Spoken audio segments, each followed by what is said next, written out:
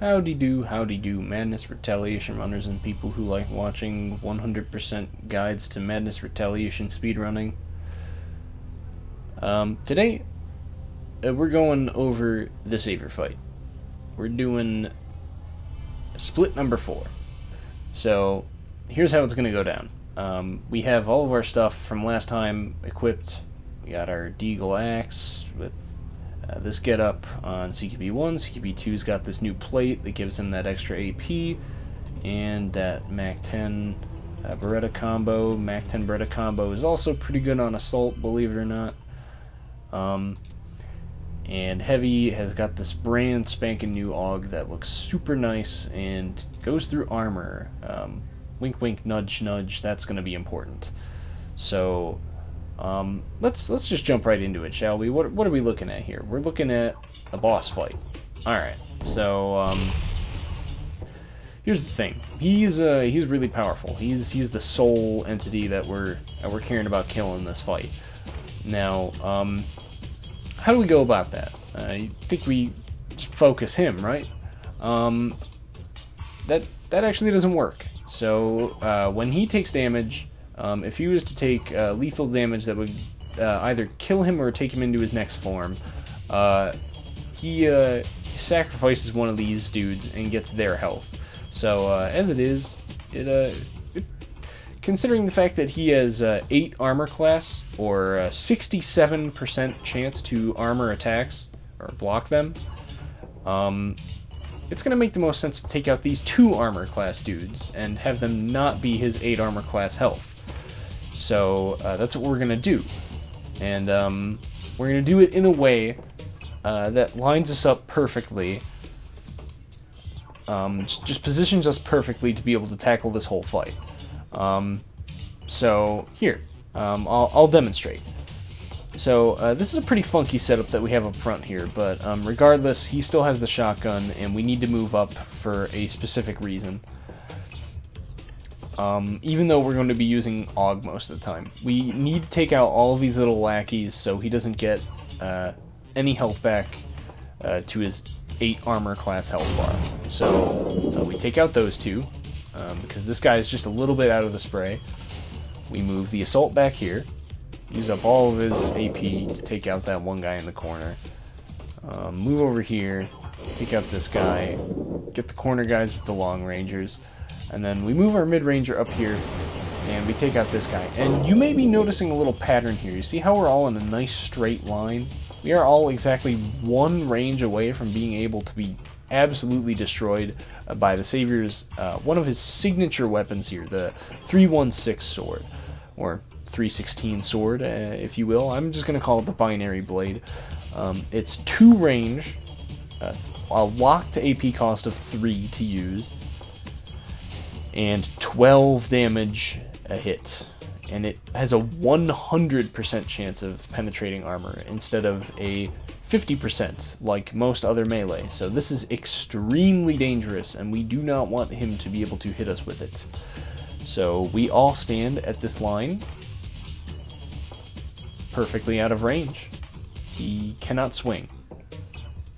So now our CQB, you may know that already that we have some more likely to hit damage sources and guaranteed damage sources, like the Stayer AUG, which is very important, 100% chance if it hits, so there's no smoke.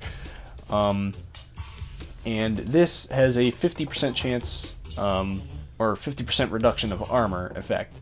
So 67, that's like 34 now, 34%. So, or 33. So we're going to go up here, and we're probably going to hit, like 2 or 3. Yeah, we hit 2. So that's 10 damage. I believe he takes 18, I want to say.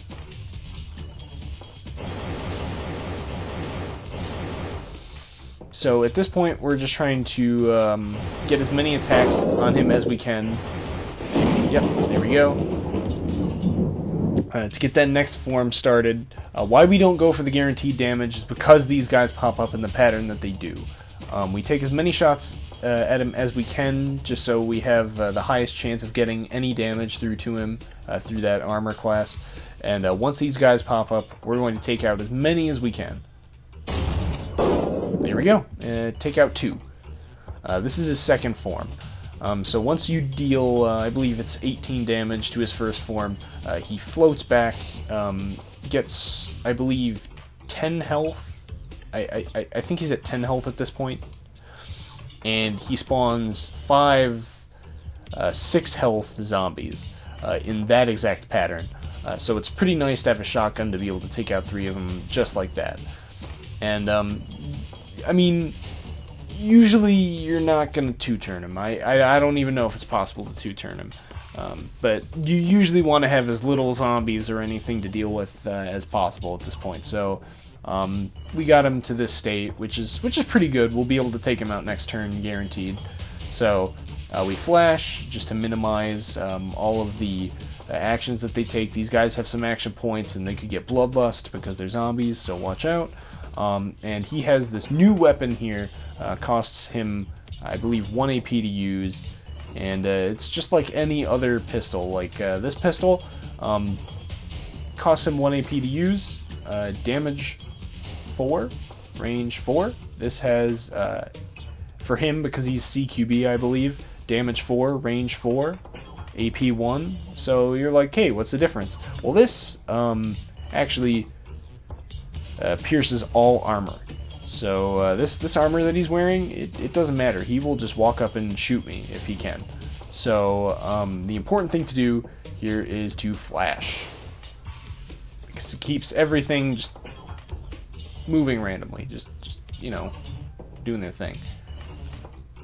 Yeah, just like that. No shots fired. We're safe. So we take out the zombies, so he has nobody to sap health from for his ridiculous armor class health bar, and deal that 10 damage, and the fight's over. Simple as that. It's pretty nice and easy, actually. You know, it's for people who know the data, it's or how you would play around armor, because I figure there are some players that find it a little tricky, a little weird. But once you learn that, that's pretty huge. You get this halo. It doubles your health for all your dudes. So that's really big. That's pretty much one of the big leading things into this mid-late game section that comes afterwards. And it allows you to, when you click on it, turn off enemy spawns in all areas that you have currently visited. All these visited areas, as long as I have the Savior Halo on, I will not meet a single enemy in any of them. But note how I said in these rooms that I've explored. In these unexplored rooms, I will meet new enemy encounters. Those are forced encounters. So keep that in mind. This is just for excellent backtracking ability. Just being able to move through these rooms that you've been in really quick, just for the sake of speedrunning. Just no goofing around with things that you've already met. No, you don't need to resource farm, because you get the perfect amount that you need running through this speedily. So you're doing all right at this point. So that was the meta strat. What you basically saw there was what I did in my run, the logic that I use, and how that fight is pretty much supposed to go, and the rules behind it, and how the Savior cheats with his 8 armor. But I'm gonna do something real quick. So here's my thoughts. Alright,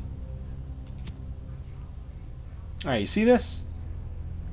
AP game +1. So I was thinking of using this as boss security, just in case, like, say sometimes you use all your AP, you get 2 AUG shots next, or like 2 shotgun shots guaranteed. I feel like that could be pretty helpful. So I'm just going to demonstrate one run of this, just because why not? And that'll be that. You guys now know how to fight the Savior. I'm going to do one wrap-up run just to show you what it looks like in pretty much full speed after this. See, so already things are going kind of suboptimally. One of them is blocked. I'm going to move up a guy here. See, both of his weapons take 2 AP to fire, so if he gets 4 AP back every turn, he's always getting those 2 shots. And that's pretty important with the weapons that he has. So we move up. We get the triple. Now that's 15. That's 20 damage on an 18 health target, I believe. See, and then we can take an extra shot there. We can take a whole extra shotgun shot, eliminate up to 3, and then get these 2. That is so huge. And then just flash it. He gets 4 back. Bam. Simple as that. I feel like that's great insurance, and I feel like that is probably an equip that I will pick up just mainly because of how amazingly helpful it is on heavy. Just getting those 2 shots every single turn, I feel like will speed the run up majorly.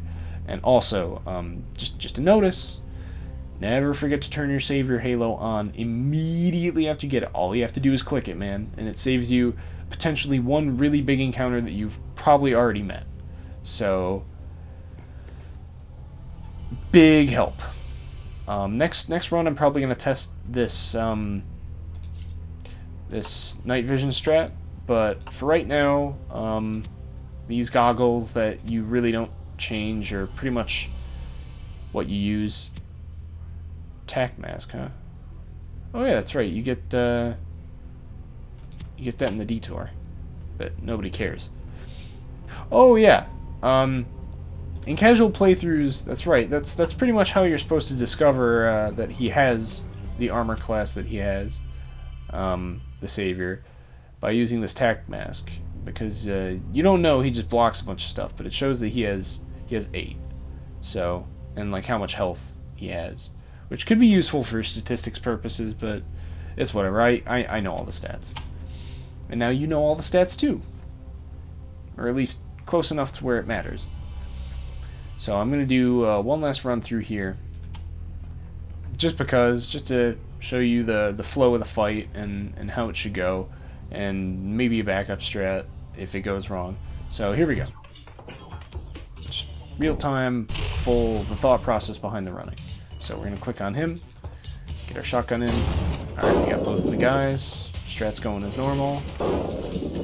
Alright, take out the back with the MAC-10s. Come up here, take out this guy as quick as possible, end the turn. Alright, so we have plenty of AP to work with when we walk up to him. Try to get as close to 20 as possible. Alright. Can we get any shots on him? Alright, so we're actually going to flash this.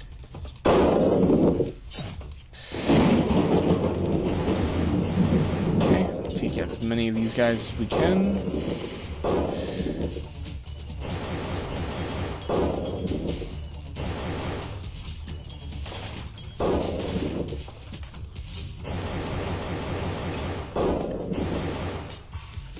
There you go. Now, I meant to flash that second time, but I couldn't click the button, which makes me think that I got a glitch, actually, that happens at bosses that I'm kind of glad happens so I can explain it. So sometimes when you use grenades at bosses, like say a smoke grenade or a flashbang, sometimes it doesn't let you use them anymore. Like say you used a smoke grenade last turn and for some reason you can't click the grenades anymore. That just happens sometimes, specifically at boss rooms. It might be like a cutscene thing or something. There's just something weird about these fights. I haven't discovered yet, like data-wise, like what causes this. But your nades glitch out, Like, you can't flashbang, and then you can smoke, but when you do smoke, it is a huge time loss glitch, which basically makes it to where there's a permanent smoke screen on the battlefield until, like, say an enemy smoke screen wears off or something. Which that very rarely ever happens. It's just a permanent smoke screen. That has actually happened to me in a couple normal rooms, actually. I don't think it's a boss-only thing, but it's very rare, and it seems to happen the most in boss rooms.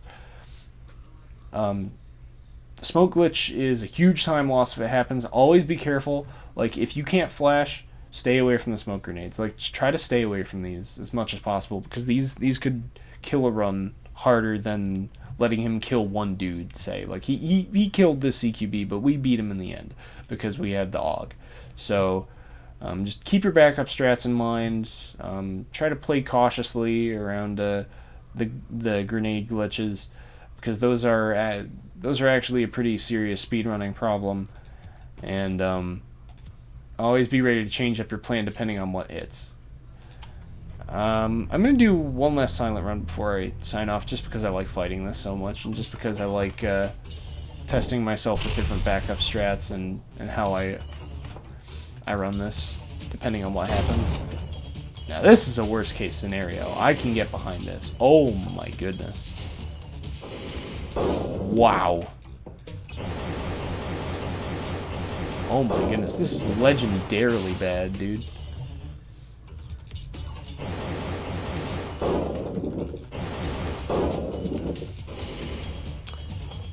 Yeah, this is like the kind of run I would like genuinely quit out of. Probably not have the resources for as well. There we go.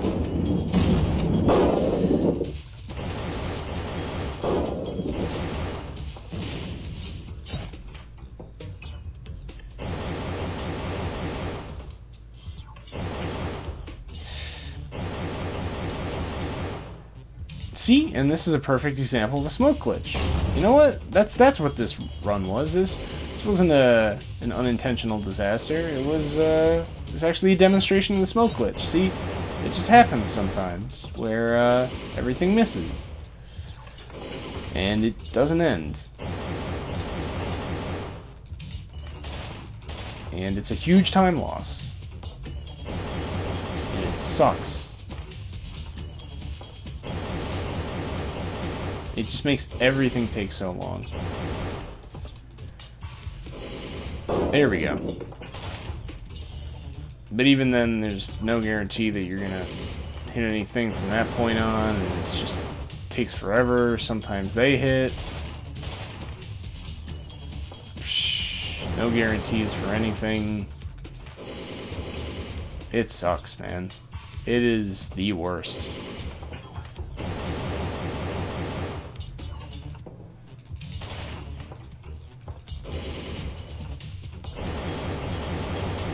And then he's likely to block anything that it doesn't miss, unless you're shooting with the AUG. See how much longer that takes when you get the smoke glitch? It ends when you leave the room, but it sucks, dude. It's very real, and it is a very big problem, and you need to be careful about it. I don't even know what triggered it there, but it triggered. So keep your eye out.